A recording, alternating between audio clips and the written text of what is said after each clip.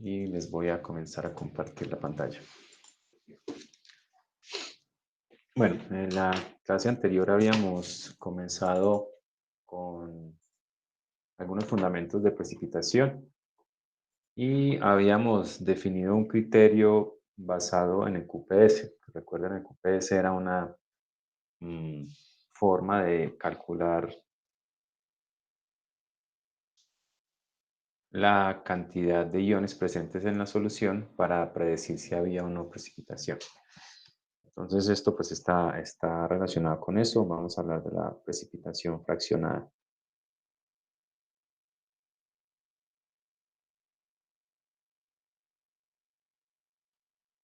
Bueno, ¿cuál es el propósito?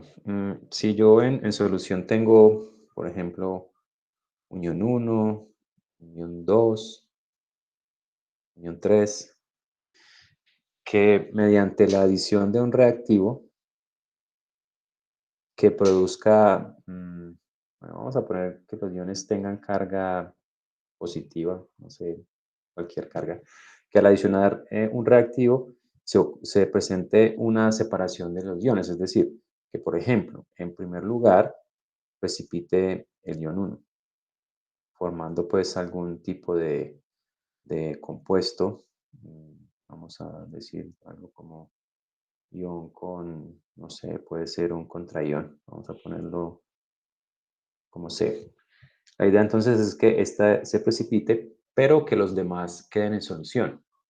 Y que después de que ya la cantidad de ion 1 haya disminuido a una concentración muy baja, en segundo lugar, el ion 2, este es el ion 1, el ion 2, también se precipite. Pero en esta condición, la concentración del ion 1 es muy pequeña, digamos casi a cero.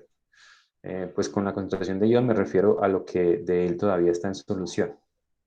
Y pues en, digamos, el tercer paso, podríamos tener una reacción en que el ion 3 también se precipita, formando algún tipo de compuesto. Y la condición es que la concentración del ion 2 también es aproximadamente cero. Pues a eso se refiere el término fraccionada, a que primero precipite este, luego precipite este y luego precipite este. Es decir, que haya una forma de separarlos basados en la solubilidad de cada uno de esos iones, ¿no? La idea es que esos reactivos pues sean comunes o formen compuestos insolubles con cada uno de los tres iones, ¿no? En el caso de ya pues particularmente algunos iones que veremos la próxima semana son los que pertenecen al grupo 1. Vamos a considerar el siguiente caso. Supongamos que tenemos una solución que contiene plomo y que también contiene plata. Y vamos a ver si es posible lograr la separación de ambos con la adición de cloruro. El propósito entonces es verificar si los dos cloruros que se forman, el cloruro de plomo y el cloruro de plata, que son sólidos, tienen una solubilidad bien distinta, de forma que uno de los dos se precipite primero. Entonces, ese es el objetivo de la precipitación fraccionada. Hacer que uno de los dos precipite primero y que cuando el segundo comience a precipitar, la concentración del primero sea muy pequeña. Entonces, vamos a considerar las siguientes condiciones. Digamos que este tiene una solución que contiene de los dos, ¿no? ¿En qué concentraciones? Contiene una concentración de plomo más 2, 0,01 molar. Y también tenemos una concentración de plata del mismo valor, 0,01 molar. Entonces la idea es que al adicionar una solución de un compuesto que contenga cloruro, ¿sí? Se adiciona, en este caso, cloro de sodio en una concentración de 0,5 molar. Entonces miren pues que la concentración del precipitante es más grande. Entonces vamos a responder lo siguiente. Primero vamos a determinar ¿Cuál precipita primero?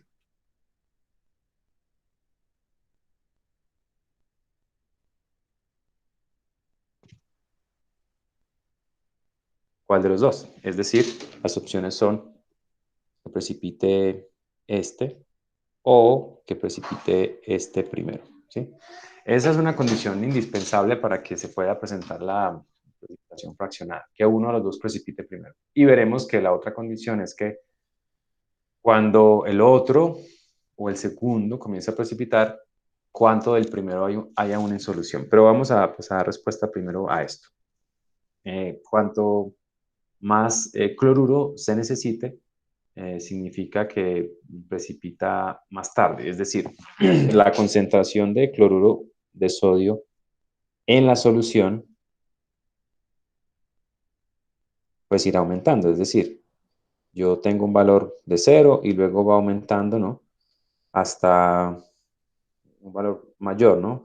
La concentración del reactivo es este, ¿no? Es 0,5 molar, lo que no significa que la solución inicialmente tenga esa concentración. Pues la situación es más o menos la siguiente. Yo tengo, hacer un tubo de ensayo en donde tengo mi solución de los iones, ¿no? Tiene concentración de plomo 2. Ya tengo unos iones plomo 2 acá en el tubo y también tengo unos de plata, ¿no? De concentración 0,01 molar ambos, ¿no? Y luego desde afuera se comienza a añadir cloruro de sodio de concentración 0,5 molar.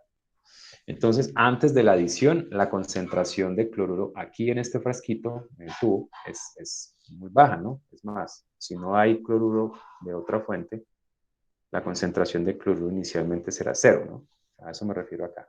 Y a medida que yo adicione gota a gota el cloruro de sodio, pues la concentración de cloruro aquí en la solución va a comenzar a pasar de un valor cero, pues digamos a un valor máximo, ¿no? El máximo sería una concentración de 0,5 molar, ¿no? Pero pues ese valor será bastante difícil de alcanzar. Si por ejemplo aquí tenemos un par de mililitros, pues para que la concentración acá en cloruro sea exactamente igual a esta, tiene que ser que se ha adicionado un volumen demasiado grande en comparación con esto, ¿no? Entonces, digamos que es un valor diferente de cero, ¿cierto? Entre 0 y 0,5, ¿no?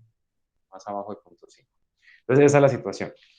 La solución contiene los iones, desde afuera se le comienza a adicionar cloruro de sodio, de forma que la concentración de cloruro va a comenzar a aumentar. Entonces, el criterio para calcular cuál va a ser el primero que precipita será el que necesite la concentración de cloruro más baja. Es decir, yo tengo una concentración de cloruro cero, luego va a llegar a una concentración de cloruro que hace precipitar al primero. Y luego se alcanzará otra concentración de cloruro, pues por la adición que va a hacer precipitar el segundo. Entonces, el propósito de este primer paso es calcular la concentración de cloruro necesaria para precipitar cada uno. Y la que sea menor, pues nos indicará cuál precipita primero. Ese es el propósito de esto. Entonces, primero vamos a plantear los equilibrios de cada uno.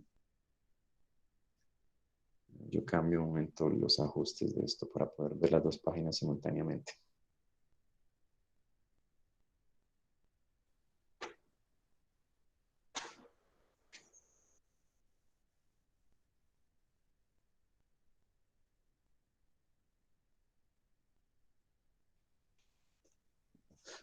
Pantalla. Aquí. Esto era. Entonces, lo primero que debemos hacer es plantear los dos equilibrios, ¿no? No sé pues en qué orden, pero recuerden que el equilibrio de disociación del plomo sería este. Esto produce 2 de cloruro y el de cloruro de plata sería algo como esto.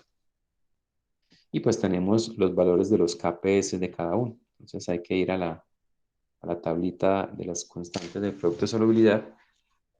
Vamos a ver si la encontramos por acá. Precipitación. Y está la tablita de los productos de solubilidad. Que pues recuerden que ya está allá en y vamos a buscar cloruro, ¿no? de plata primero. Aquí está. A ver si encontramos plomo o plata. Bueno, plata, aquí está. Plata, cloruro, 1.8 por 10 a la menos 10. Aquí está, cloruro, 1.8 por 10 a la menos 10. Y luego vamos a buscar el de plomo. Plomo, cloruro de plomo. Aquí está, este es 1.6 por 10 a la menos 5, ¿no? Bueno, digamos que simplemente por comparación de las constantes del producto de solubilidad, podríamos decir que el más insoluble es el cloro de plata, ¿no? Y que pues ese precipitaría primero, ¿no? Pero pues realmente lo que tenemos que calcular es la concentración del cloruro necesaria para que cada uno precipite, ¿no? Si los dos se ionizaran de la misma forma, pues podríamos hacer una comparación directa y pues, hacer como un análisis cualitativo, cuál lo haría. Pero tenemos que tener en cuenta que este, por ejemplo, lo hace con 3 moles y este con 2, ¿no? Bueno, entonces la condición para que se presente la precipitación, si recuerdan, es que cuando comienza la precipitación ocurre esto, el comienzo, ¿no? El QPS se hace exactamente igual al KPS. Ese es el punto en el que comienza la precipitación, ¿no? Esta es la condición. Ya habíamos dicho que ese es el punto en el que la solución está saturada y que cualquier exceso de iones hará que se precipite. Entonces vamos a calcular, de acuerdo a eso, igualando el QPS al KPS, la concentración de cloruro. Entonces, para el plomo, el QPS tendría esta forma, ¿no? Recuerdan que es concentración de plomo 2 por la concentración de cloruro elevado al cuadrado, ¿no? Recuerden que este 2 proviene del coeficiente estequiométrico. Entonces, de aquí, pues sabemos que esto va a ser igual a el QPS, ¿no? Al KPS, que es 1.6 por 10 a la menos 5. Entonces, ya conocemos la concentración de plomo. Esta es de 0,01. Por lo tanto, nos bastará calcular cuál es la concentración de cloruro necesaria para precipitar el plomo, ¿sí? Es decir, vamos a responder esta pregunta. ¿Cuánto cloruro se requiere para precipitarlo, ¿no? Estamos hablando del plomo. Esto es lo que vamos a calcular acá. ¿Cuánto cloruro se requiere para precipitarlo? Bueno, entonces, pues reemplazamos, ¿no? Sería 0,01 multiplicado por la concentración de cloruro, que no sé cuánto es, igual a 1,6 por 10 a la menos 5. Y de aquí, pues, calculamos la concentración de cloruro, sería la raíz cuadrada de esto, ¿no? Y eso, ¿cuánto les da?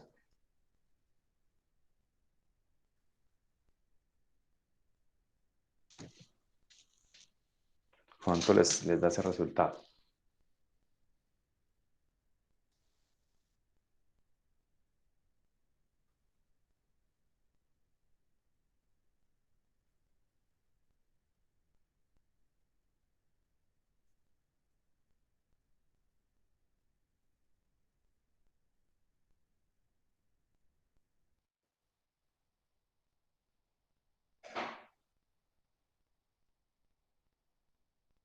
¿Cuánto les da ese resultado? 0.04.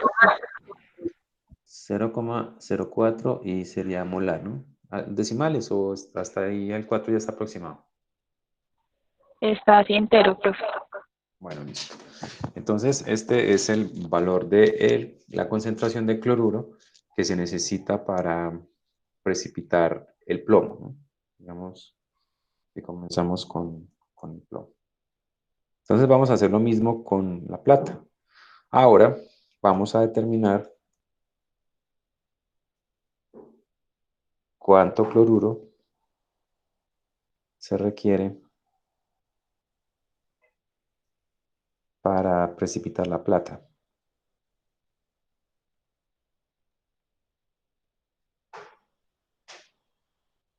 ¿Sí? Entonces, similar, ¿no? Tenemos que el QPS del cloruro de plata sería concentración de plata por la concentración de cloruro. Y lo igualamos a el KPS, que es de 1.8 por 10 a la menos 10. Este sería 1,8 por 10 a la menos 10. La concentración de plata, según pues, las condiciones, también es 0,1. Entonces sería 0,01, perdón, por la concentración de cloruro igual a 1,8 por 10 a la menos 10. Entonces la concentración de cloruro sería 1,8 por 10 a la menos 10 sobre 0,01. Y esto nos daría 1,8 por 10 a la menos 8, creo, ¿no? Multiplicándolo por 7. Bueno, entonces, pues aquí podemos decir que para el plomo, para precipitarlo como PbCl2, necesitamos una concentración de cloruro de 0,04. Mientras que para precipitar a la plata, en forma de cloruro de plata, la concentración de cloruro necesaria para eso es de 1,8 por 10 a la menos 8 molar. ¿Okay? Entonces, basados en ese resultado, ¿qué podríamos concluir? ¿Cuál de los dos precipita primero? Plata. Sí, la plata necesita una concentración de cloruro muy, muy bajita. Entonces, la conclusión es que la respuesta es precipita el AgCl primero. Entonces, pues voy a retomar lo que hicimos. La solución es 0,1 molar en ambos, en plata y en plomo, plata plomo 2, y se comienza a adicionar lentamente cloruro de sodio 0,1 molar. Entonces la situación, pues aquí la representé, porque yo tengo un tubo ensayo donde tengo los dos iones a la misma concentración, 0,01 molar, y desde afuera comienzo a adicionar cloruro de sodio. Al principio se va a comenzar a ver un precipitado, ¿no? Que pues tenemos que evaluar de qué se trata. La concentración de cloro va a ser 0, luego va a llegar a un valor pequeño que va a ser el necesario para precipitar el primero y luego a otro valor que será necesario para precipitar el otro. Es pues la selección de cloruros porque tanto el cloro de plomo como el cloro de plata son insolubles. Aquí están los KPS pues para verificar que así es. Vamos a determinar que el inicio de la precipitación se da cuando el KPS es igual al QPS. Recuerden que el QPS se diferencia del KPS en que este primero utiliza concentraciones en equilibrio, perdón, iniciales, no en equilibrio. Entonces ahora vamos a calcular cuánto cloruro en concentración se requiere para precipitar el plomo. Partimos de su QPS y lo igualamos al KPS, aquí está. La concentración inicial de plomo es 0,01, entonces por eso es que es QPS, ¿no? Entonces necesitaremos determinar cuál es la concentración inicial de cloruro necesaria para precipitarlo de esta forma como cloruro de plomo. Esto nos dio 0,04. Ahora, ¿cuánto cloruro se requiere para precipitar la plata como cloruro de plata? Entonces hacemos el mismo principio, concentración de plata por concentración de cloruro, porque los exponentes, los coeficientes son unos. Entonces lo igualamos al KPS, de ahí se despeja el cloruro y obtenemos esto. En resumen, la concentración de cloruro necesaria para precipitar el cloruro de plomo es 0,04. Y la concentración necesaria para precipitar el cloruro de plata es 1,8 por 10 a la menos 8. De allí, pues, la conclusión es que este, que es el más pequeño, precipita primero. ¿Sí? Hasta ahí, ¿cómo van con esto? ¿Ha sido claro?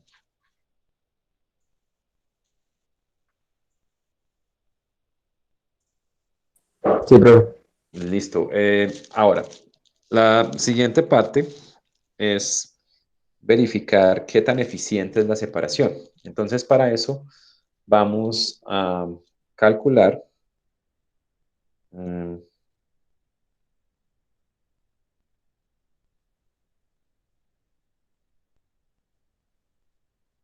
cuánto, ya como ya sabemos que el que precipita primero es el cloruro de plata, Ahora vamos a determinar cuánta plata hay en solución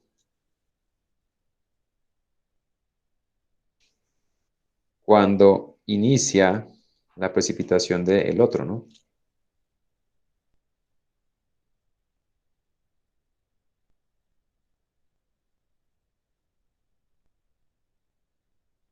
En resumen, lo que vamos a determinar es la eficiencia de la separación, la eficiencia de la separación. Porque si las concentraciones de cloruro son muy cercanas, pues seguramente cuando comience a precipitar el segundo, que en este caso es el cloruro de plomo, la concentración de plata en solución todavía es grande. Entonces, después de ese punto, los dos comenzaron a precipitar. Sería algo como esto. A ver, supongamos que, como ya sabemos, la concentración de plata es 0,01 molar. Entonces, cuando la concentración de cloruro alcanza el valor de 1,8 por 10 a la menos 8 molar, en ese punto comienza a precipitarse este cloruro.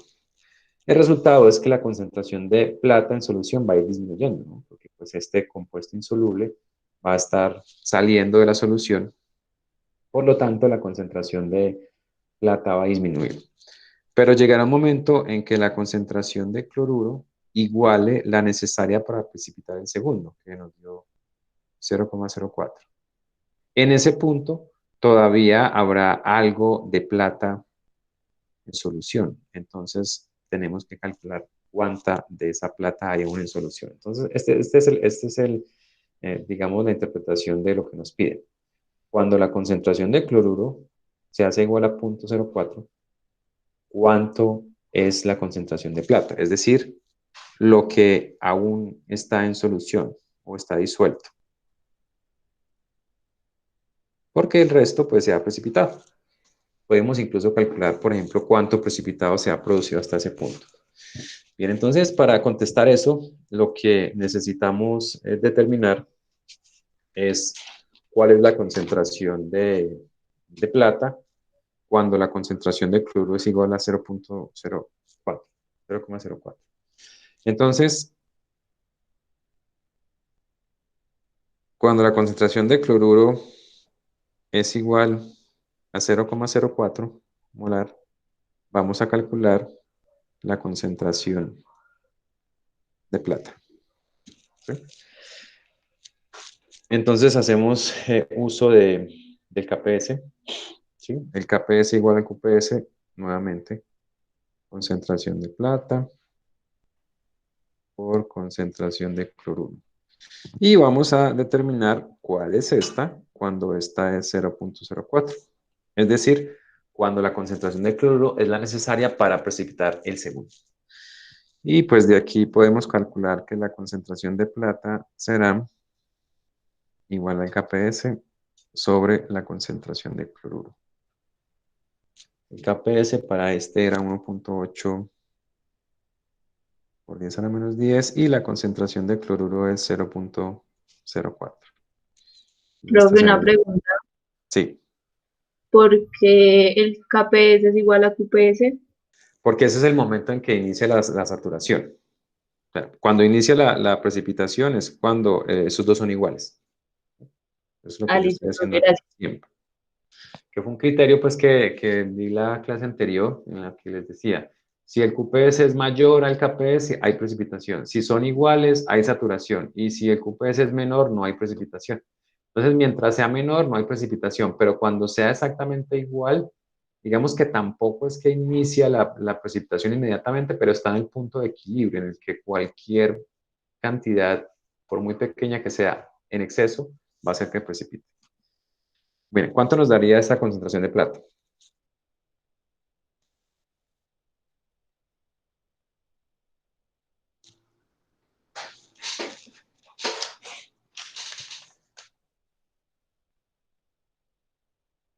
Cuatro coma cinco por 10 a la menos 9. 4,5 por 10 a la menos 9 molar. Bueno, entonces, ¿cómo interpretar eso? La concentración de plata inicialmente digamos, al inicio es 0,01 molar, ¿cierto? Cuando la concentración de cloruro al inicio es 0, ¿cierto? Pero llega un momento en que la concentración de cloruro es de 1,8 por 10 a la menos 8 molar. En este punto comienza a precipitar el cloruro de plata. Esto hace entonces que la concentración de plata vaya disminuyendo, ¿no? En el tiempo, pues si la adición se hace más o menos constante, sería algo como esto. Yo voy a tratar de hacer una grafiquita que nos explique lo que está pasando. Tal vez esa sea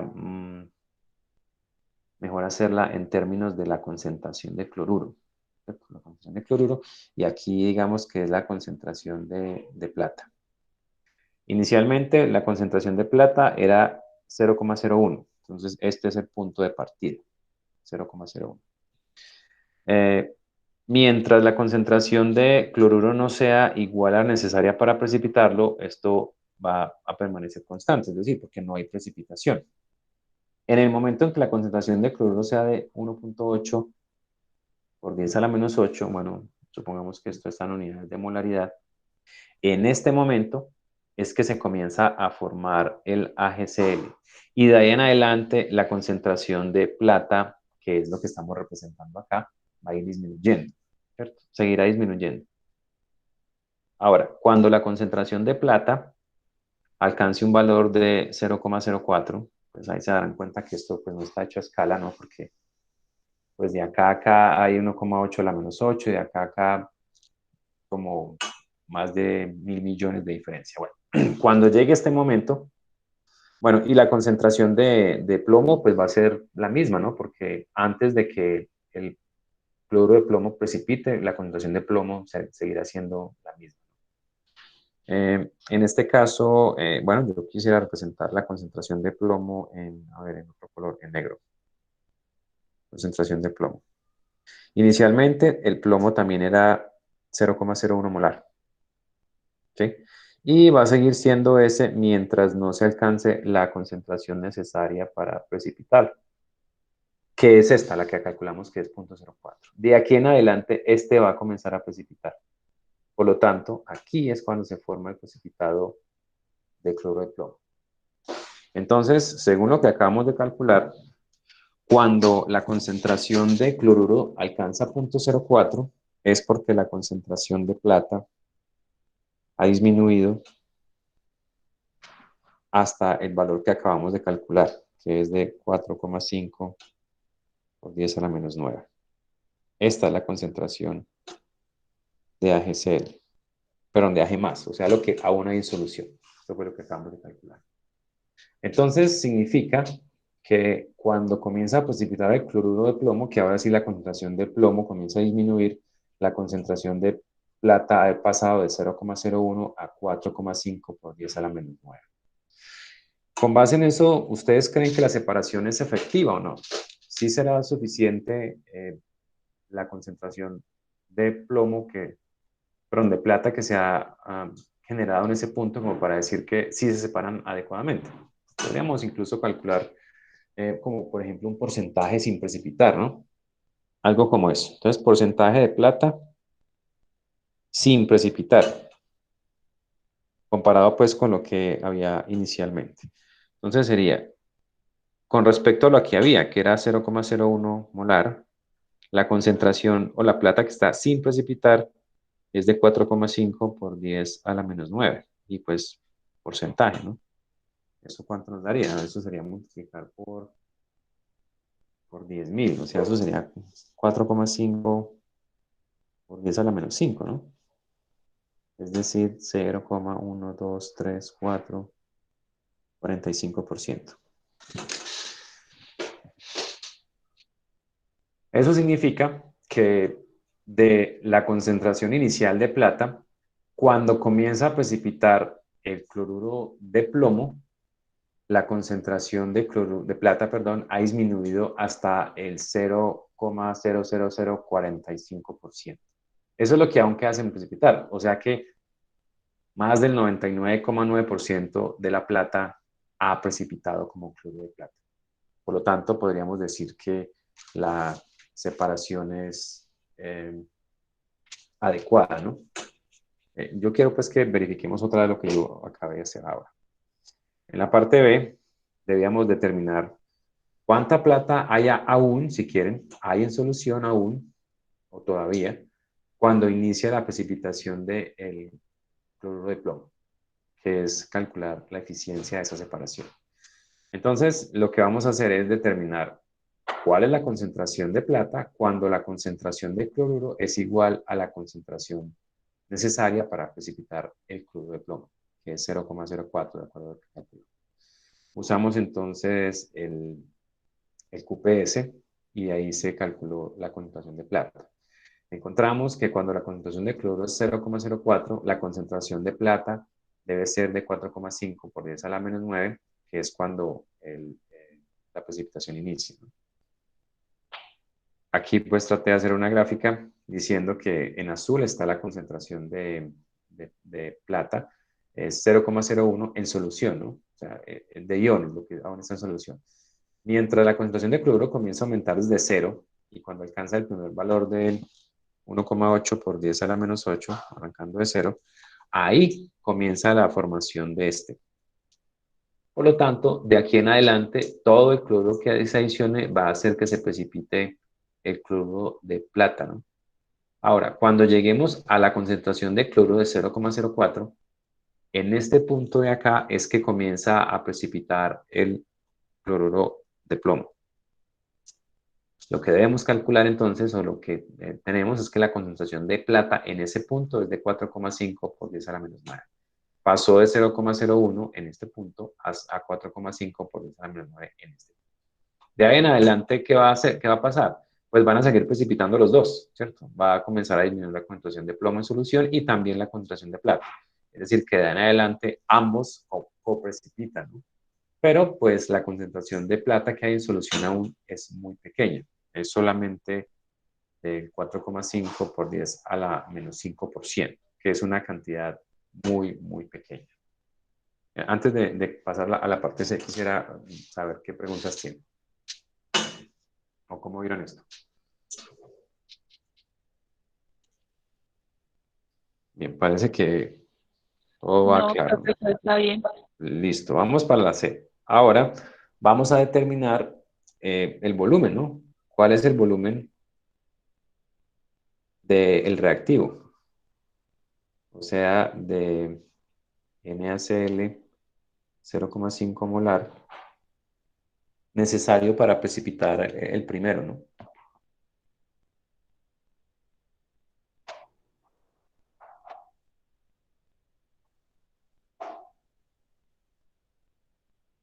O sea, el AgCl, si el volumen de muestra es de 10 mililitros.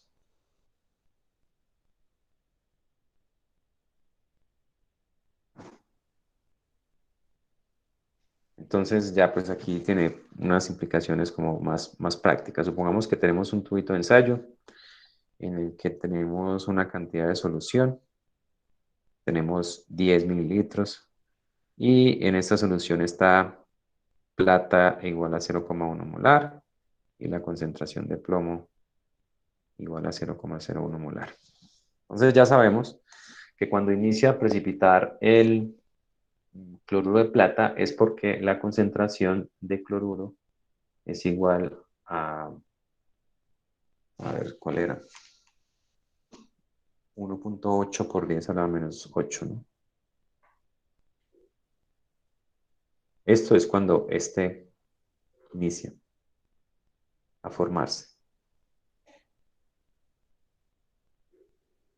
Entonces vamos a ver cuánto de la solución es necesaria para llegar a ese punto. ¿Sí?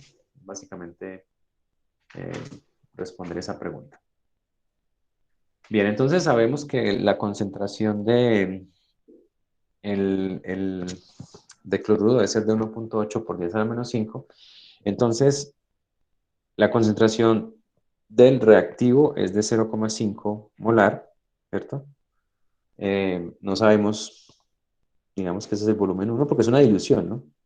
Igual a la concentración a la que se debe llegar, que es 1.8 por 10 a la menos 8 por el volumen final, ¿no?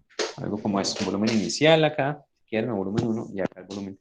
Es decir, ¿cuántas veces hay que diluir la solución de 0.5 para que alcance 1.8? Aquí pues tenemos los volúmenes. El volumen inicial es de 10 mililitros, ¿no? O sea que sería 0,5 molar 10 mililitros igual a 1.8 por 10 a la menos 8 y ese volumen final será 10 más el volumen adicionado del reactivo. ¿Sí? Sería como eso. Porque el volumen final se incrementa, ¿no? ¿En cuánto? En el volumen que se adiciona, que es eso precisamente lo que tenemos que calcular. De aquí podemos decir que pues se necesitan, no sé, 0.5 por 10, eso nos da 5. Menos, pasamos ese 1.8 a restar, ¿no? 1.8 por 10 a la menos 7, ¿no? Porque ya lo que hice fue multiplicar 10 por esto y pasarlo a restar. Y esto dividido 1.8 por 10 a la menos 8, ¿no? Despejando pues de ahí el volumen adicional. ¿Sí? Ya pues cada uno de ustedes mirará cómo despejar ah, el volumen de ahí. ¿Cuánto les da ese volumen? El volumen adicional. Suponemos pues que los volúmenes son aditivos, ¿no? Igual que eso es un cálculo cualitativo, no hay que tener una exactitud muy elevada.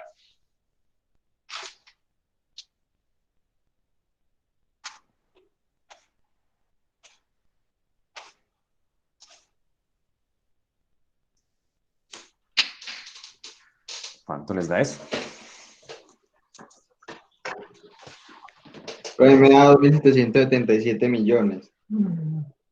Ah, sí.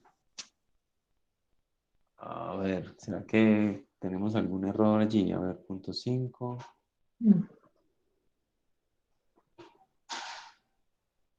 Sí, porque daría un volumen muy grande, ¿no?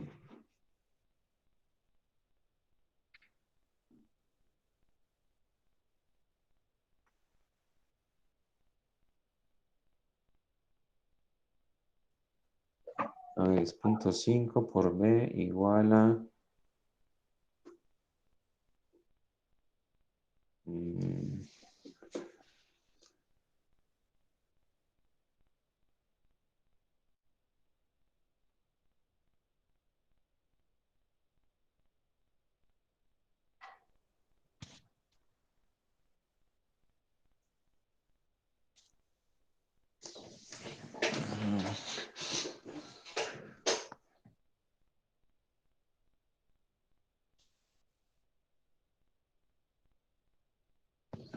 Bueno, ponemos otro despeje. No creo que todo eso... a ver si cometimos algún error. Esto...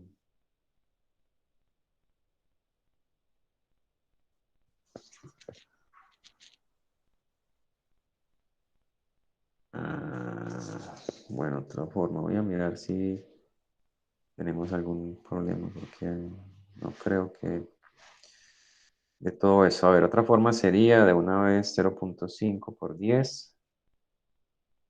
No, pero es que al dividir por 1.8...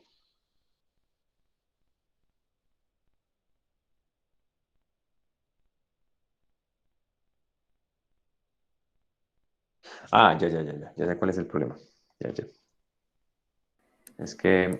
Disculpe, ¿qué es lo que es ese? Vea. Sí, este es el problema, ¿no? Ya vi cuál es el problema. El volumen adicionado es de la solución que se adiciona, y la solución que se adiciona es esta, o sea que esto acá es BA también. Y este sí es el volumen final. ¿Sí? El volumen final es el volumen que queda después que se adiciona la cantidad de exceso, ¿no? O sea, inicialmente de este no hay 10 mililitros, es precisamente lo que hay que calcular. O sea que este no es 10 mililitros. Esta es una incógnita también. No sabemos cuánto de esa solución se va a adicionar. Entonces, de esta solución punto 5 es que se va a adicionar un volumen que es el que tenemos que calcular.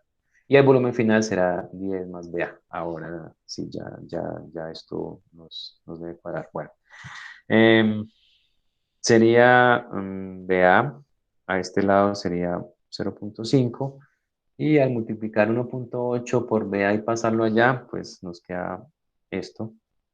1.8 por 10 a la menos 8. Y aquí al otro lado nos queda simplemente 1.8 a la menos 8 por 10, que es 1.8 por 10 a la menos 7.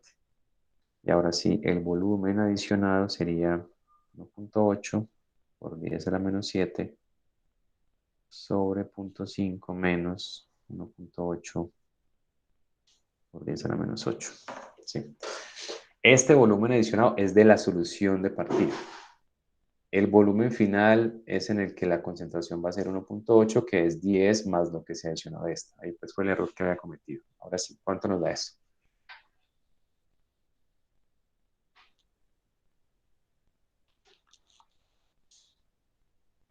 Fue de 3,6 3,6, por, ¿qué? por 10 a la menos 7. Eso, 3,6 por 10 a la menos 7 mililitros. Entonces esa concentración ese volumen es muy pequeño. ¿Con qué vamos a medir uno? Recuerden que una gota dijimos que era aproximadamente 0,05 mililitros. O sea que necesitamos mucho menos de una gota para comenzar a precipitar el cloro de plata.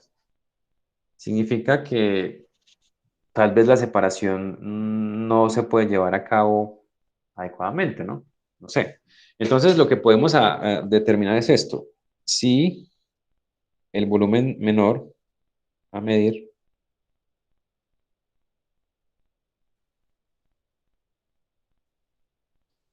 que se puede adicionar, digámoslo de esa forma, del NaCl 0,5 molar es una gota, o sea, 0,05 mililitros. La pregunta ¿es posible llevar a cabo la separación?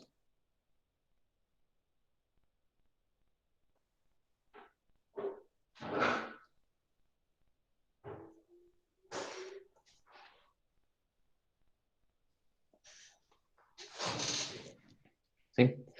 Entonces, pues simplemente vamos a determinar cuál es la concentración de cloruro cuando adicionamos una gota, ¿sí? Cuando se adiciona una gota.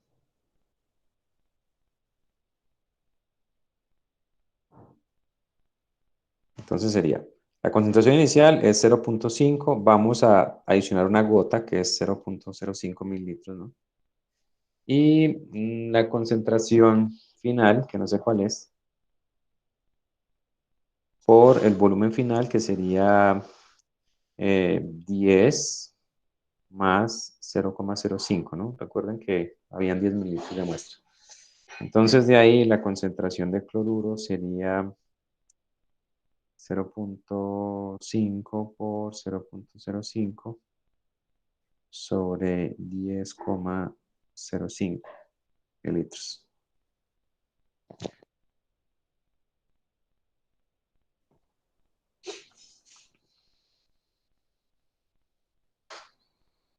¿Cuánto sería esa concentración de cloruro?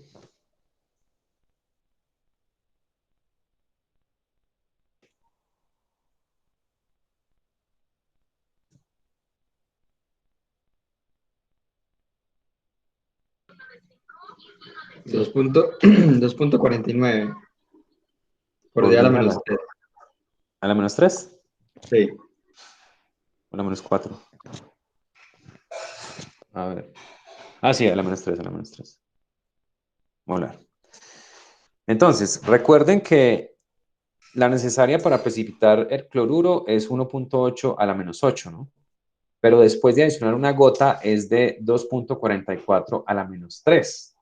Es decir, que la primera gota que se adiciona es suficiente para sobrepasar esa concentración. Pero si comparamos con la concentración necesaria para precipitar el cloruro de plomo, la concentración para precipitar el cloruro de plomo es de 0,04, ¿no? Entonces, esto significa que aún con una gota no se alcanza esa concentración.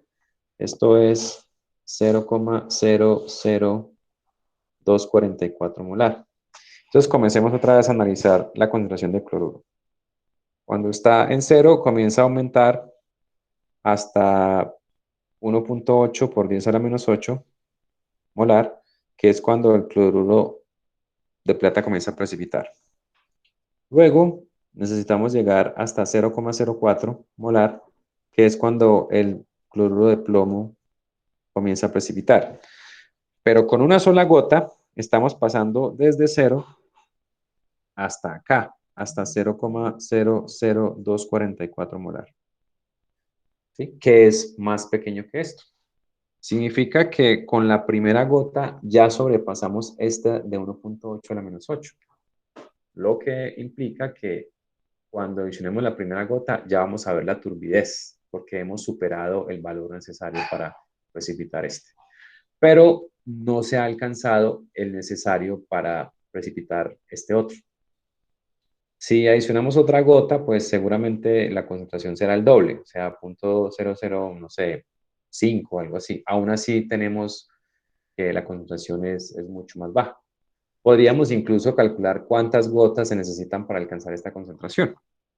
A ver, hagamos ese cálculo. A ver, ¿cuántas gotas de NaCl 0,5 molar se necesitan para precipitar el otro, ¿no? O sea, para precipitar el PbCl2. Y pues esto implica que la concentración de cloruro es de 0,04, ¿no? Que es la necesaria para precipitar. Entonces sería algo como 0.5 por el volumen adicionado que no sabemos cuánto es, igual a la concentración que queremos hallar, que es de 0.04, y el volumen final será 10 más ese volumen adicionado, ¿sí? Entonces de acá tenemos también que el volumen adicionado será igual a 0.04 por 10 menos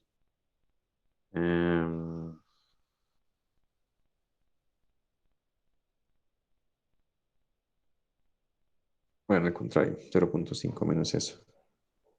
0.5 menos, pero no por 10. No se va el denominador. A ver.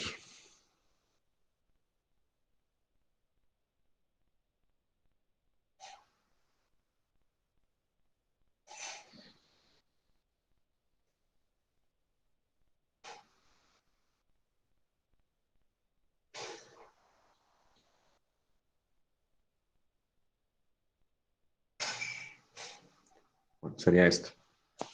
0.04 por 10 y este 0.04 por BA pasa al otro lado negativo y lo pasamos a dividir. Bueno, ¿cuánto les da ese volumen?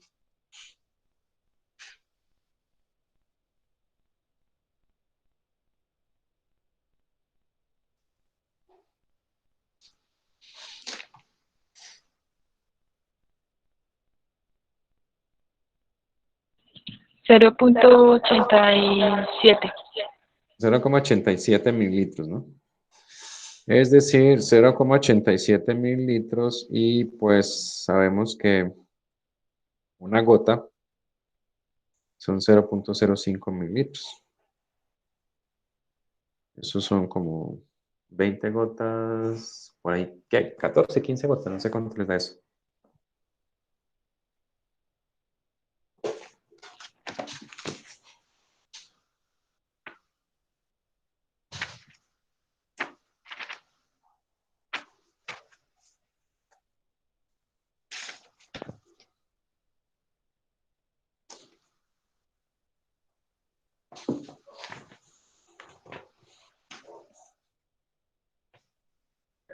Profe, ¿me deja ver el tablero un momentico, por favor? Ah, sí, es que no sé a qué horas paso de los ejercicios que vamos a hacer ahorita.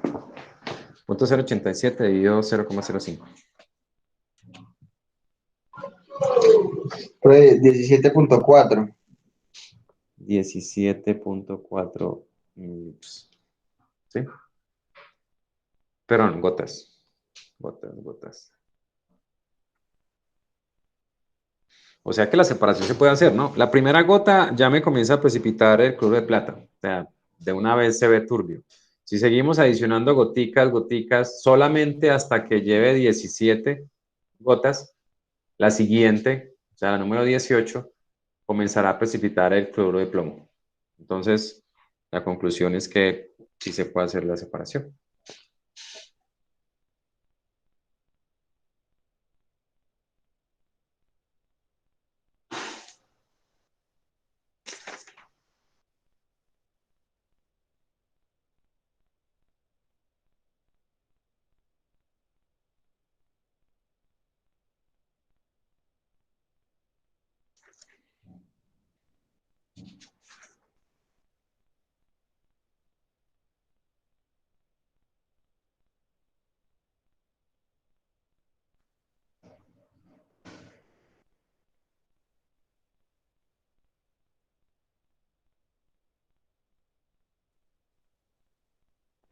¿Sí?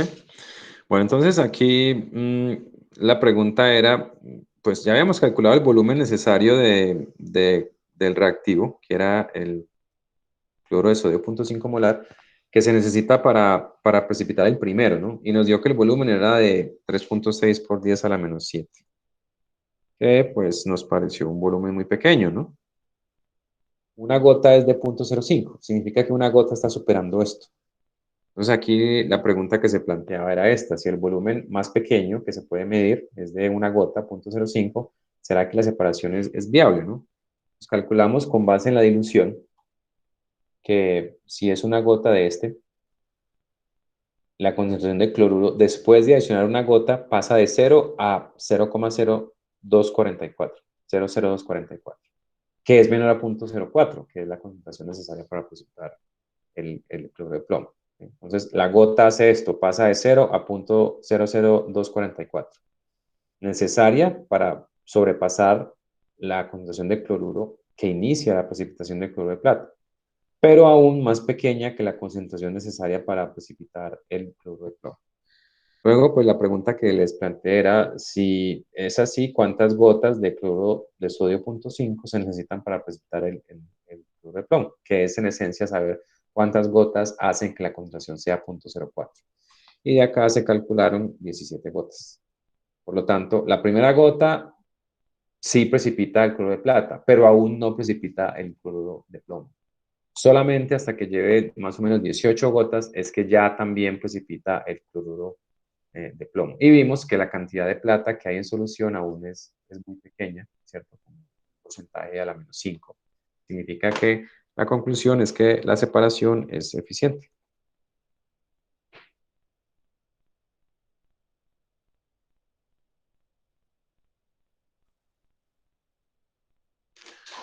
Entonces recuerden, la precipitación fraccionada nos permite separar iones que estén juntos en solución cuando ambos forman un compuesto insoluble con un reactivo que se adiciona. Entonces, por eso pues estaba aquí abriendo los ejercicios para proponerles el ejercicio del capítulo 6, el ejercicio 7. Entonces aquí lo voy a poner para que ustedes lo miren. Por ejemplo, esos ejercicios ya están allá. Entonces, es este, el ejercicio 7. Dice: una cierta disolución es 0.01 molar en estroncio y 0.1 molar en calcio. Por adición lenta de oxalato de amonio a la mezcla, ¿qué sal? Oxalato de estroncio o el oxalato de calcio, precipitará primero. Hay que hacer los cálculos. Y luego dice calcular la relación. Bueno, entonces quisiera pues que por lo menos comenzaran a trabajar por el A. Y ya miramos, aquí están las respuestas, ¿no? El A, B y el C. Entonces ahí pues les doy unos minutos para que trabajen sobre ese, basados pues en lo que acabamos de hacer.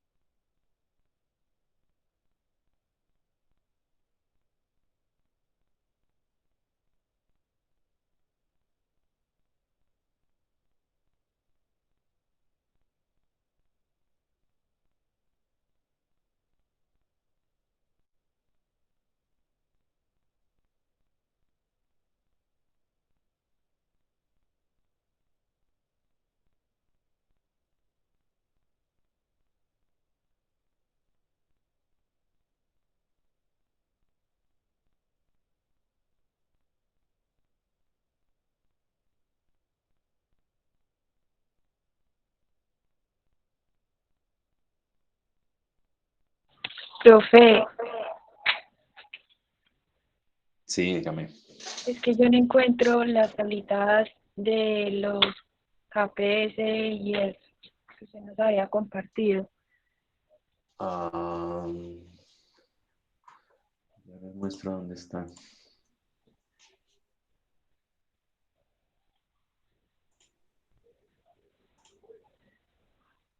Estaba aquí en...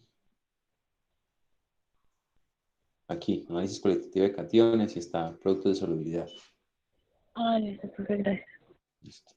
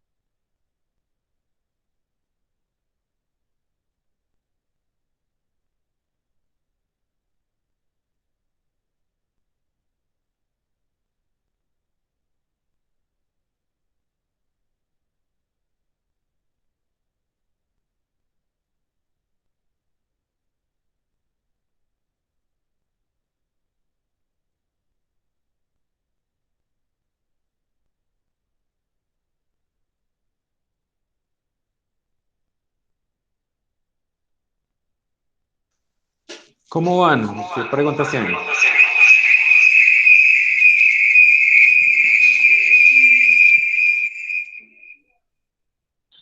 Profe, el primero que precipita es el calcio.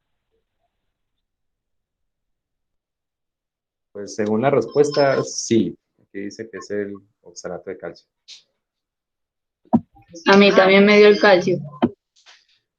Bueno, entonces a ver, este es el ejercicio 6-7.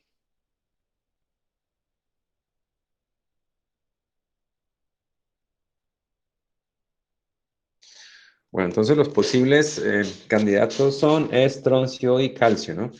Y el estroncio o con oxalato sería concentración de estroncio o la concentración de oxalato, ¿no? Y el KPS, ¿cuánto les dio el DS? ¿Dónde está? A ver. Estroncio, oxalato. Profe, para el oxalato es de 5,6 por 10 a la menos 10. A la menos 10, listo. Y para el oxalato de calcio. 1,3 por 10 a la menos 9.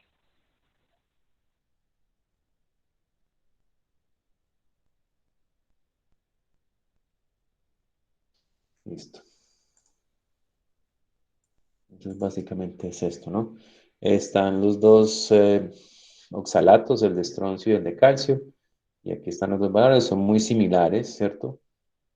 Podríamos de acá decir, si las concentraciones de los dos iones fueran iguales, este precipitaría primero, ¿no? El estroncio. Pero las concentraciones no son iguales. Recuerda el ejercicio, la concentración de estroncio es 0,01 y la concentración de calcio es 0,1 molar. Bueno, entonces, lo primero que ustedes debieron haber hecho fue determinar la concentración de oxalato necesaria para precipitar cada uno, ¿no? Entonces, para el estroncio más 2, la concentración de oxalato sería igual a, ver, a 5,6 por 10 a la menos 10 sobre la concentración de estroncio, que es 0,01, ¿no? Esto da 5,6 por 10 a la menos 8 molar. Para el calcio, la concentración de oxalato necesario para precipitarlo sería su KPS, que es igual a QPS, sobre la concentración de él, que es 0,1 molar. Eso nos da 1,3 por 10 a la menos 8 molar, ¿no? Sí, esos resultados se obtuvieron.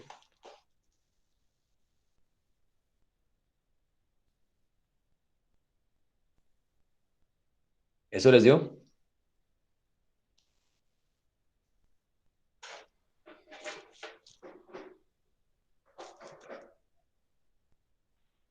Sí, profe. Sí. Listo. Entonces la conclusión es que este, que es el más pequeñito, este es el que precipita primero, ¿no? Pero las concentraciones están muy, muy, muy cercanas, ¿no? Entonces tal vez no sea tan eficiente la separación. Vamos a ver qué es lo que preguntan en la parte B. La parte B. A ver, calcular la relación entre las concentraciones molares cuando la disolución esté saturada en ambos oxalatos. Bueno, esa es la B.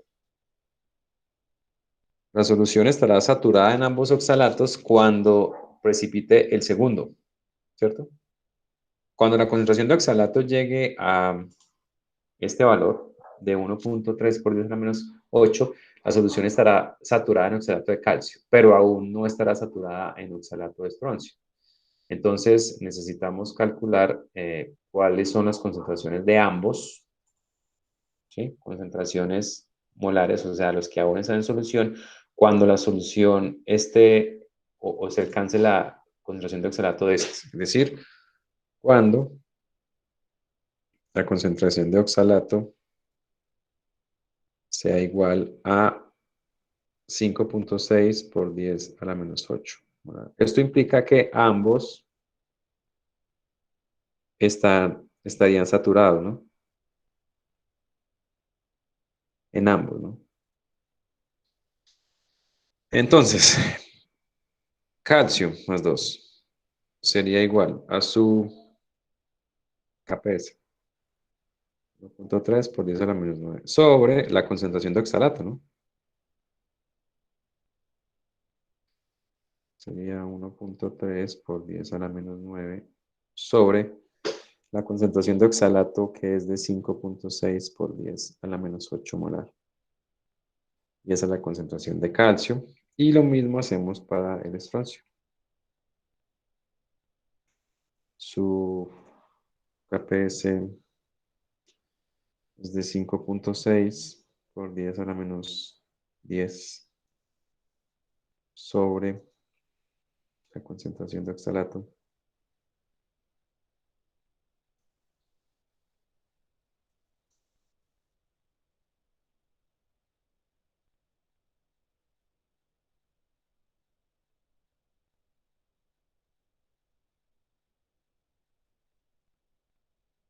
Pues esta nos va a dar 0.01 molar. Y la otra de arriba, ¿cuánto les dio?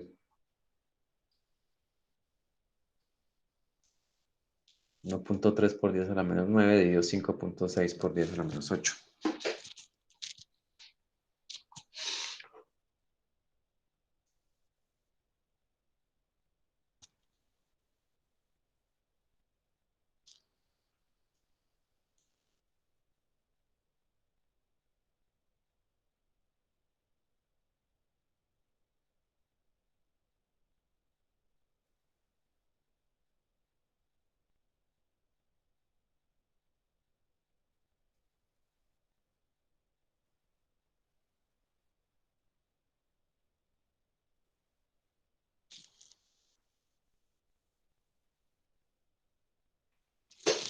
¿Cuánto les da la de arriba?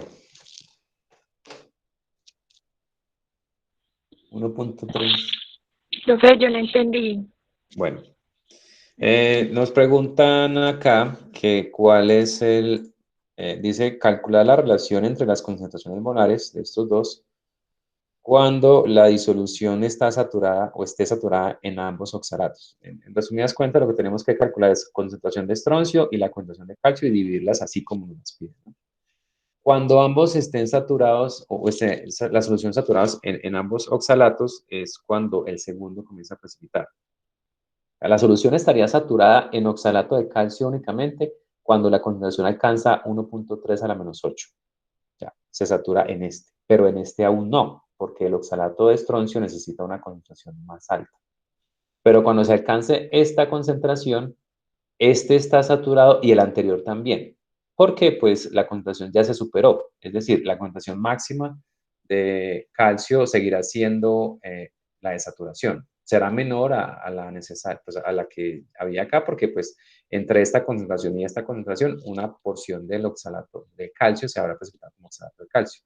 Es decir, necesitamos calcular cuál es la concentración de ambos cationes cuando inicia a precipitar el segundo, porque cuando este inicia a precipitar, los dos están saturados. Este, desde que sea 1.3 a la menos 8, ya está saturado, pero mientras sigue aumentando, sigue estando saturado, pero este no. Cuando se llega a 5.6 por 10 a la menos 8, O sea este que está tomamos saturado el y el anterior. 5.6, o sea que tomamos el 5.6 como el total Como la concentración de de la oxalato. Eso fue saturación. lo que dice acá, sí.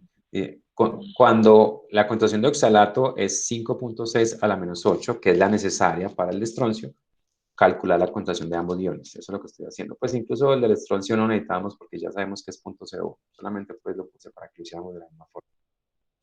Entonces aquí del QPS calculo cuando la concentración de oxalato sea la del segundo o la necesaria para representar el segundo, cuál es la concentración de ambos iones. Veamos cationes en solución, del calcio y del estroncio. Eso es lo que estoy haciendo acá. ¿Sí, sí es más claro eso? Sí, sí, profe. Listo. ¿Y cuánto les da esa división? Profe, a mí me dio 0,023. 0,043. 23. 23. 23, profe.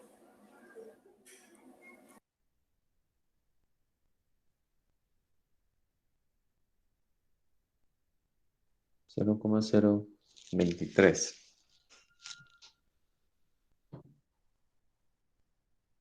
Bueno, aquí tenemos un problema porque esto dice que da 0,43. A ver, aquí dice, calcular la contracción de cation que precipita en primer lugar cuando... Sí, este 0,023 es el C, ¿no? La concentración del cation que precipita en primer lugar cuando comienza a precipitar el segundo. 0,023. Entonces, a ver, la solución es 0,01.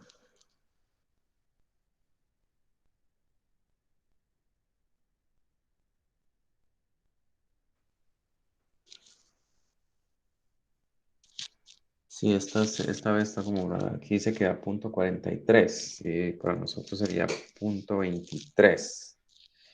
Calcular la relación entre las concentraciones molares de los dos. Ah, bueno, que es al contrario, ¿no? Estroncio sobre calcio. Entonces, si dividimos la de estroncio entre la de calcio, tendríamos la de estroncio, que es 0,01 molar, sobre la de calcio, que es 0,23 molar.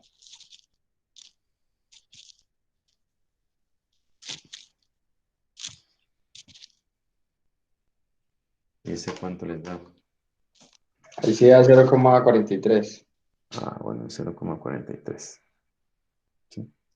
O sea que es 0,43 molar del estroncio a 1, ¿no? Es una proporción.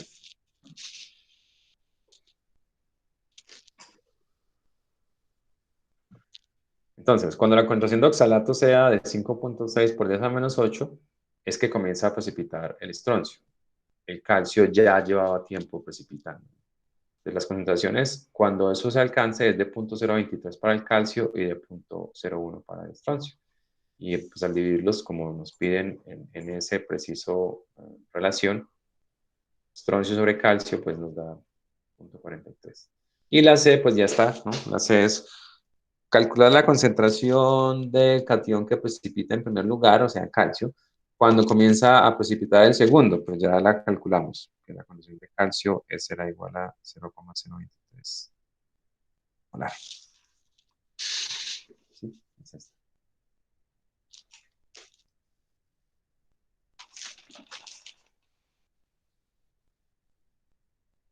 Bueno, entonces de esa forma es que se logra la precipitación fraccionada, ¿no? Adicionando un reactivo que tenga una solubilidad o que forme compuestos de solubilidad baja con con los dos cationes. Pero pues la relación debe ser de forma que la concentración del segundo sea muy baja. Aquí en este caso miren que la separación no es tan eficiente por lo siguiente. La concentración de calcio inicialmente era de 0,01 molar. Y cuando el oxalato de estroncio comienza a precipitar, es decir, aquí inicialmente el calcio era 0,01 y cuando comienza a precipitar el estroncio, la concentración va a ser de 0,023 molar. De ahí en adelante, tanto el calcio como oxalato como el estroncio van a coprecipitar. Antes de esta concentración, el único que precipita es el calcio con el oxalato. Pero cuando se alcanza la concentración de oxalato de 5,6 por 10 a la menos 8, que equivale a una concentración de calcio de 0,023, de aquí en adelante comienzan a precipitar ambos. Es decir, que el porcentaje de calcio aún en solución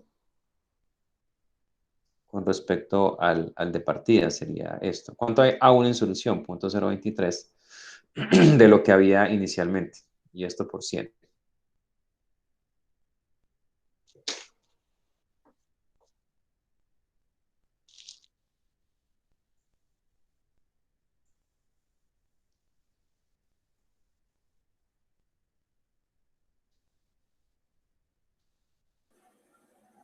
23, profe. 23%. Sí, señor. O sea que se precipita solo el 70, ¿el qué? El 73%, 77%, solo. De ahí en adelante, el restante 23% seguiría precipitándose eh, con el estroncio al mismo tiempo. Entonces, diríamos que la separación es solamente eficiente en un 77%.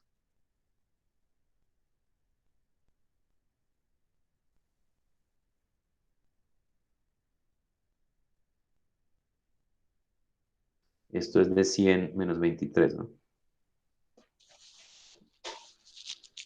El anterior era más del 99.9%. Bien, la aplicación pues, a la que quería pues, llegar con la precipitación fraccionada está en el análisis cualitativo de cationes.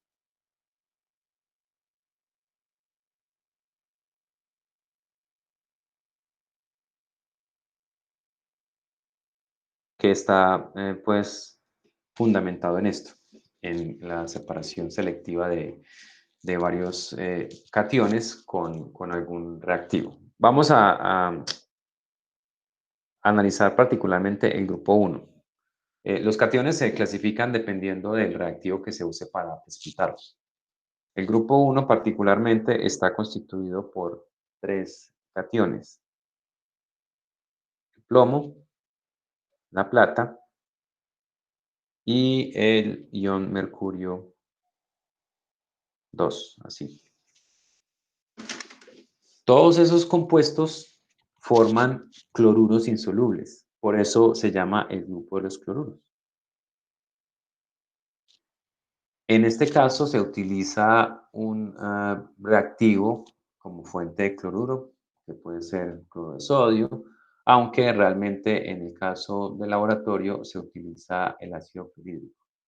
El ácido clorhídrico entonces logra la separación. Si yo tengo varios compuestos que precipitan con cloruro, pues luego tengo que disponer de algún tipo de mecanismo para separarlos. Pero entonces en general la presencia de los cationes en este grupo se da porque cuando se adiciona el cloruro, se forman 3 precipitados, ¿no? El cloruro de plomo, el cloruro de plata y este cloruro de mercurio, que tiene pues una fórmula un poco diferente, ¿no? El catión no está formado por un solo átomo de mercurio, sino por 2. Entonces, básicamente, el propósito del análisis cualitativo es identificar mediante precipitaciones o mediante cambios de color o aparición de algún tipo de indicio de una reacción química, la presencia o la ausencia de uno de los cationes en solución. Entonces, la técnica consiste en tomar una cantidad de muestra que puede contener los 3 o alguno de los 3 cationes, es decir, puede tener plomo más 2, puede tener plata o puede tener mercurio 2. Se adiciona el cloruro y después de esa adición, el resultado será que algo de un precipitado blanco, no sé si, digamos, voy a por facilidad ponerlo aquí negro, ¿no? Pero realmente el precipitado es blanco. Ese precipitado puede estar formado de cloruro de plomo o digamos que podemos decirlo IO, cloruro de plata, IO, cloruro de mercurio.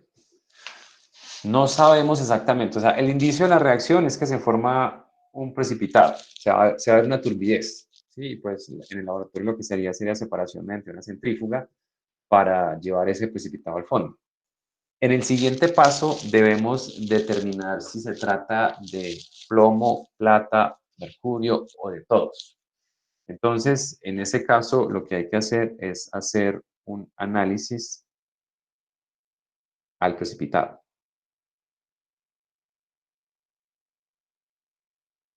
Ese análisis tiene como objetivo hacer la identificación individual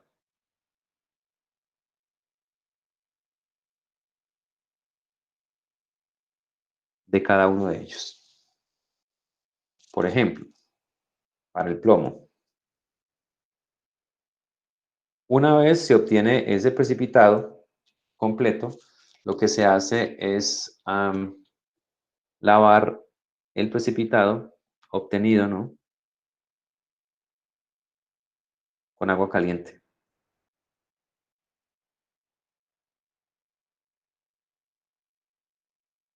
El propósito de usar agua caliente es que recuerden que la solubilidad depende de la temperatura.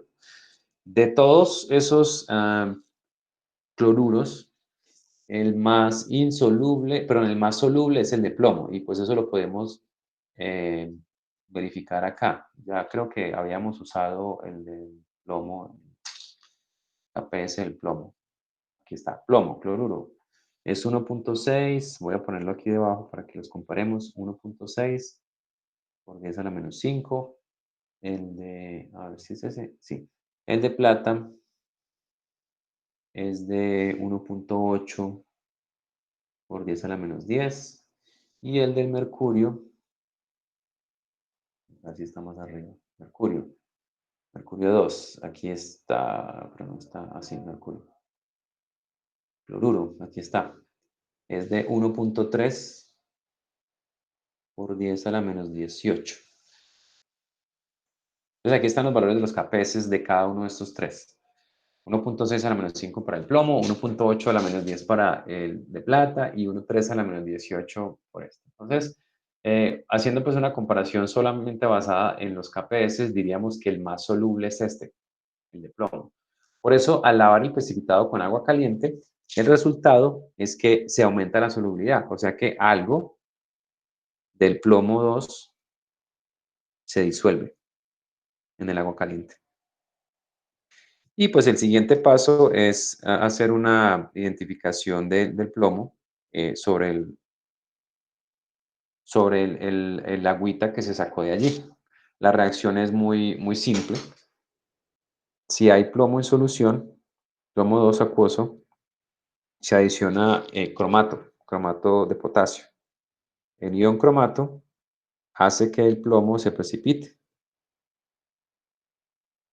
Y además tiene una coloración amarilla muy característica. O sea que si después de que se toma este precipitado, se lava con agua caliente, que el resultado es que algo del plomo se disuelve, sobre ese poco de agua, sobre esa pequeña cantidad de plomo que se disolvió, se transfiere pues a otro tubo, y en ese otro tubo se le adiciona cromato de potasio. Si se forma un precipitado amarillo es porque se pudo extraer algo del plomo de la solución, significa que desde el principio la solución contenía plomo. Y esa pues es la prueba positiva para plomo, es decir, con eso se garantiza que hubo un precipitado de plomo desde el principio. Para los otros dos, pues también hay un par de pruebas que se realizan, por ejemplo, para la plata.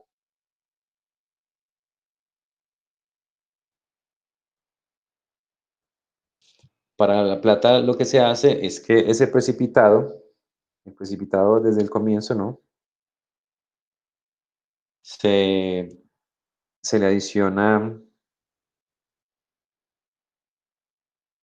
amoníaco. La fuente de cloruros en este caso es ácido clorhídrico. Por lo tanto, la solución sobrenadante va a ser ácida, ¿no? Aquí va a haber H's más en la solución. El adicionar el amoníaco al precipitado hace que parte del cloruro de sodio, perdón, el cloruro de plata que se precipitó, cuando reacciona con el amoníaco, esto produce un complejo, lo disuelve y forma este complejo.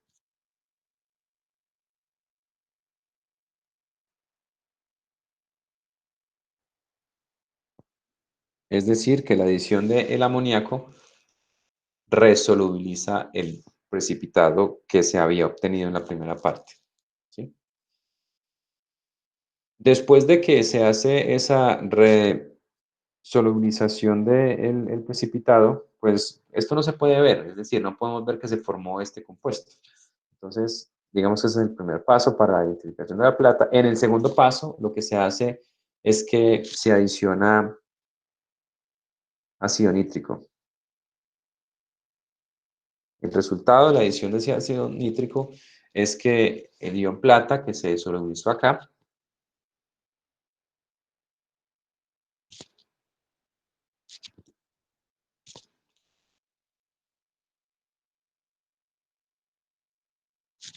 el equilibrio se desplaza, bueno, yo creo que es más fácil que lo dibuje completamente acá. A ver.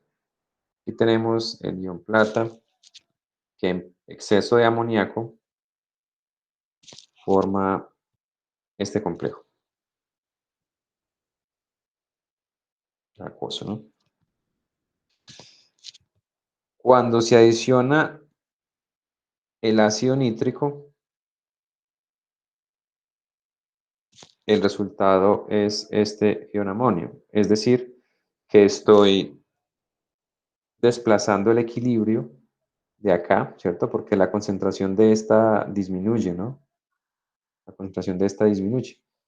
Por lo tanto, el desplazamiento del amoníaco por parte del ácido nítrico hace que llegue a un punto en que nuevamente se precipita como AgCl. Y cuando se forma ese precipitado, pues es una prueba positiva. Entonces, en esencia, para la plata se toma el precipitado, se trata con amoníaco, eso hace que se redisuelva el precipitado, se transfiere a otro tubo y en ese otro tubo se adiciona el ácido nítrico. Si en ese segundo tubo se precipita nuevamente el cloruro de plata, significa que había plata en la muestra original. Entonces, el fundamento está en que se precipitan todos juntos, pero luego se comienzan a hacer pruebas individuales para cada uno. Para el plomo, como les mostré, el agua caliente disuelve un poco, una porción del plomo, luego se saca ese tubito, el sobrenadante, y la cantidad muy pequeña de plomo que había en la solución se trata con cromato, de forma que se precipite como cromato de plomo. Y la aparición de un color amarillo es prueba positiva para el plomo.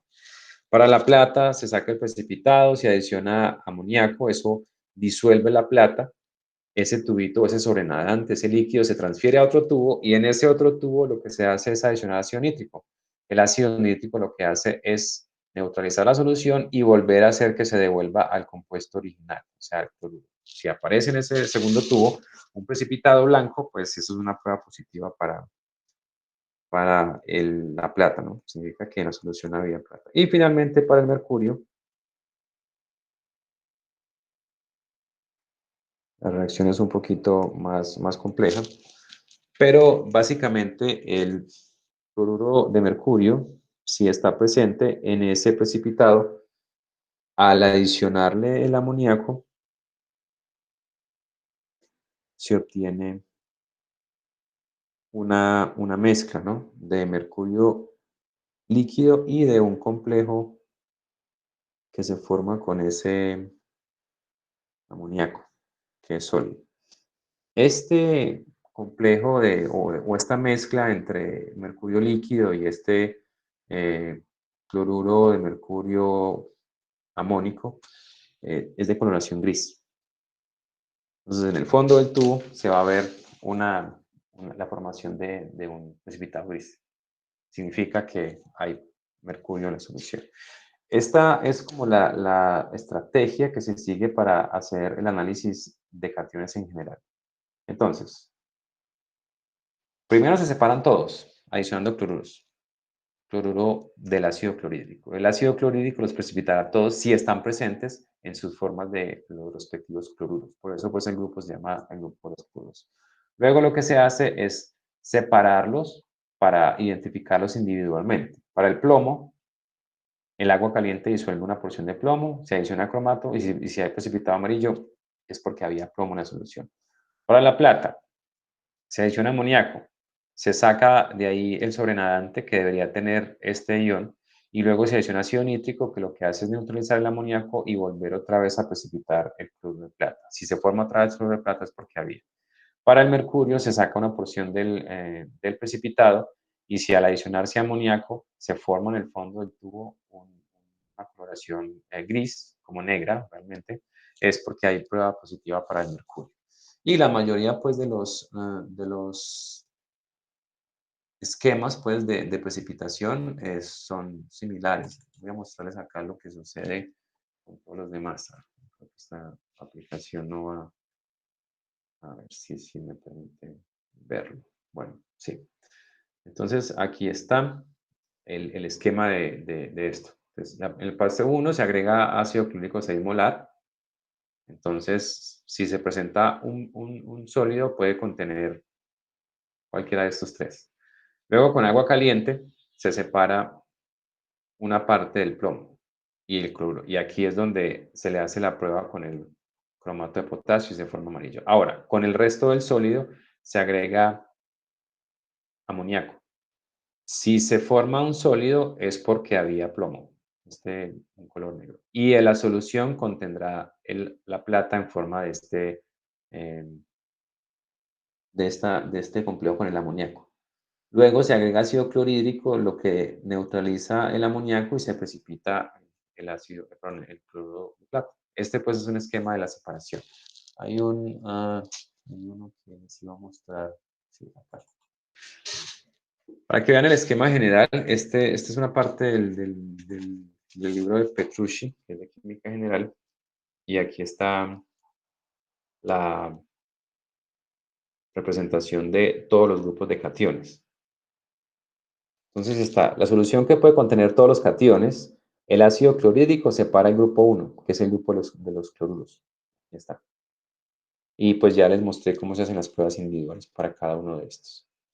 Si en solución quedarán el resto de los cationes. Aquí se adiciona pues una fuente de sulfuros en medio ácido y si hay precipitado son los del grupo 2, que se llaman los del sulfuro de hidrógeno, que son los sulfuros que se producen en medio ácido. Al resto de la solución se le adiciona amoníaco o una fuente de sulfuro en un medio básico y se forma el grupo 3, que se conoce como el grupo del sulfuro de amonio, es decir, los sulfuros que se producen en medio básico. Esa es la diferencia entre el grupo 2 y 3. El grupo 2 se produce en medio ácido y el grupo 3 en medio básico, pero ambos son sulfuros. Miren que todos son sulfuros. Para la identificación de cada uno de estos, porque pues, simplemente se observa un precipitado, pero hay que determinar si hay alguno de estos. Ya hay pruebas individuales para cada uno de estos para ver si están presentes. Al resto de la solución se le adiciona carbonato en medio básico, en medio de amoníaco, y aquí se precipita el grupo 4, que es conocido como el grupo de los carbonatos. Y finalmente, los que no precipitan con nada son estos tres cationes, el sodio, el potasio y el amonio. No hay ningún compuesto de ellos que sea insoluble. Por eso las pruebas de estos son pruebas como a la llama, para ver si hay color o no. Entonces, este esquema es el esquema general de la separación de los cationes. Y es básicamente lo que vamos a trabajar la próxima semana. En la próxima semana, entonces, veremos pues en detalle el grupo 2 y 3 de cationes. La guía de laboratorio es una aplicación que yo voy a mandar más tarde a la plataforma.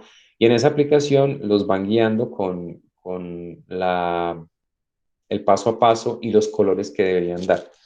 A ver si, bueno, no, ahorita no tengo cómo buscarlo. Pero la idea es que la guía para eso va a ser una aplicación en la que les dice, se adiciona esto, o sea, está el procedimiento descrito paso a paso con la receta. Y además les dicen, ¿se formó precipitado blanco? Sí o no. Y ustedes simplemente se van guiando y les va diciendo qué cationes tienen, qué cationes no. Entonces, la próxima semana ustedes deberían estudiar para ese quiz los del grupo 2 y el grupo 3. Ahí pues están separados. Ya los del grupo 1 pues les acabo de mostrar cómo se hace. La idea es que cuando estudien para el quiz, lo del grupo 2 y el grupo 3, tengan en cuenta cuáles son los reactivos que se usan en cada paso y cómo se identifican individualmente cada uno de los cationes que están en ese grupo. La actividad de la tarde va a ser básicamente que ustedes escriban las reacciones para identificación de cada uno. Es decir, para el quiz ustedes deben saber la forma en la que se separan los grupos en general. pero no la identificación particular de cada uno. En el taller de la tarde lo que ustedes van a hacer es buscar las reacciones de identificación de algún cation que yo les asigne. Esa sería pues la actividad que haríamos en el laboratorio de la tarde del martes. Entonces no sé qué preguntas tienen con lo de la próxima semana, lo que acabamos de ver.